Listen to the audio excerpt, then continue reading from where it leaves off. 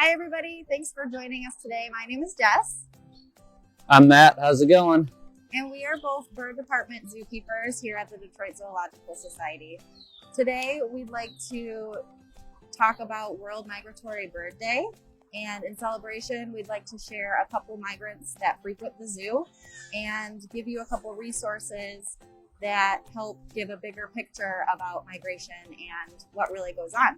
So the bird I've picked to share with you guys is the tree swallow, a really cool migrant. And first, I want you guys to be able to hear his song. So we're going to play that for a minute.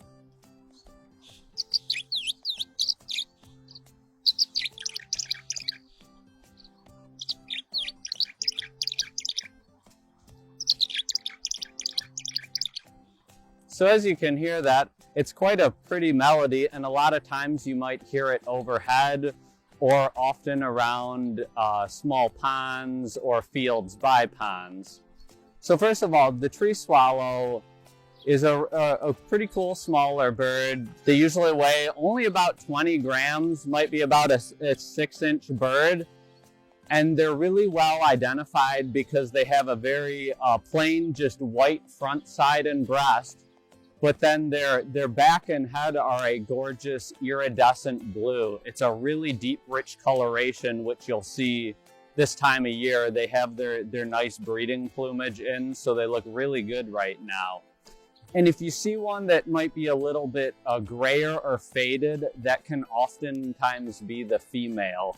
They show a little bit of sexual dimorphism in plumage, but sometimes the females can also be quite bright like the males. So on to our topic of migration. So these awesome birds do not winter here. They come back here and breed throughout Oakland County and even on zoo grounds every year. But every fall they head down south for their wintering grounds. So generally they will overwinter in maybe Florida, southern tips of US states, or all the way into Mexico. And then as spring rolls around, they start making their journey back up north. And generally we'll start seeing them around this area of Michigan, maybe in really late March or in early April. And here on zoo grounds for the last few weeks, we've already seen a pair up at the lake in the front of the park. So a little more about their life history. Tree swallow's diet is very insectivorous, and it kind of goes with the habitat they're in.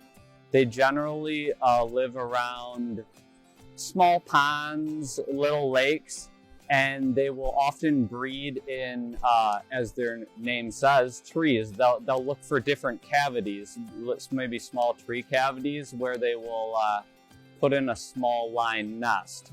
And they're usually close to a water source, and they're often eating a lot of insects.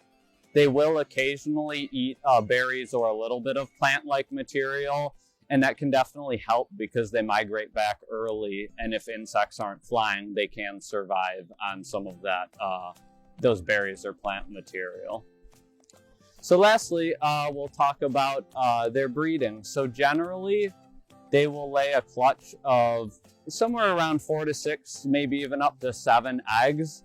And they'll usually do it in that tree cavity, or they also respond really well to nest boxes. We've actually put a few nest boxes up around the lakes in the zoo, and we've already seen a pair this year using one of them and putting nesting material in it. So fingers crossed they will use it. But they'll usually lay 4 to 7 eggs, and it takes a couple weeks for incubation period, maybe 2 weeks, give or take a few days. And then throughout the summer season, they can generally get 1 to 2 broods in.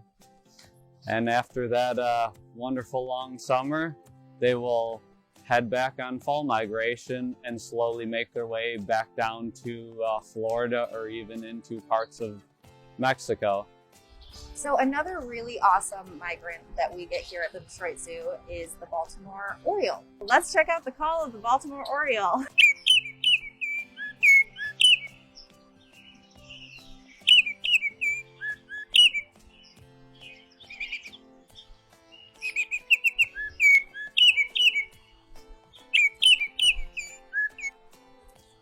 You may recognize this bird. The males have a really, really intense orange plumage on their underbelly and a little bit on their wings.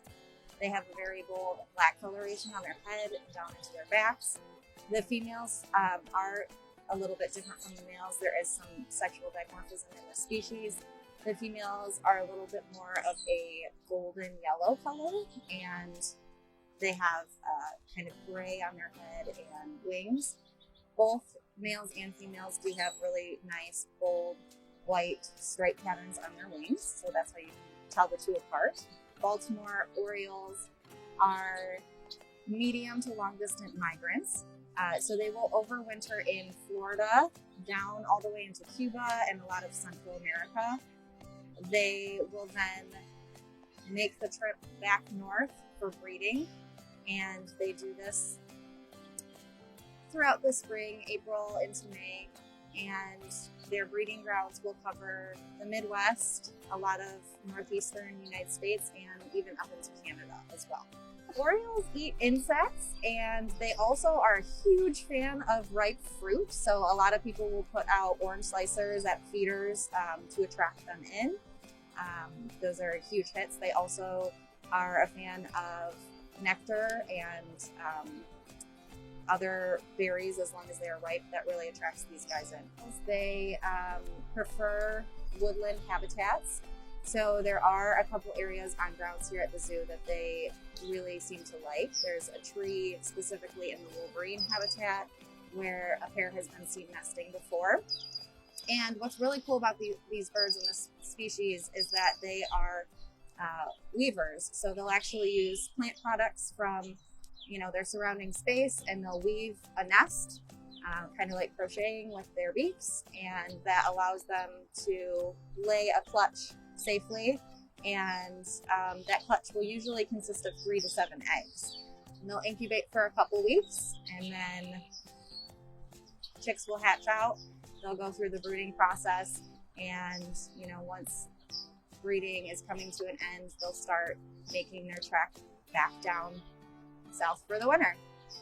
So I've got one cool resource for you guys to check out. It's through Cornell University Birdcast, and it's a Lights Out program, and all these amazing migrants that we've been talking about, they face a really tough journey, and one issue that makes it really tough for them is light pollution. So many of these birds are flying throughout the night, and light pollution can really disorient them or get them off track. So what many communities are participating in is programs where they're making sure lights are dimmed and or even out during spring migration, and this can really help these travelers make it to their fall journey. So make sure to check it out. So a second really cool resource is the NAST Safe Facebook page, and this stands for the North American Songbird Safe Program, which is saving animals from extinction. So this is a really, really cool resource to use. Again, they do bring up some of the plights that these birds are facing as they're migrating, and they offer a lot of resources for ways for us to help protect them, which is awesome. So one of these is with collisions. Window collisions is a big one. So there are a lot of resources on there talking about ways that we can more structurally prepare our windows and glasses on buildings to make it more bird friendly. Another outlet offered here are kind of inspiration and different techniques for planting gardens that are going to benefit the birds and pollinators in our area. So I encourage you to check out this resource and see if it inspires you. Thank you guys for tuning in today.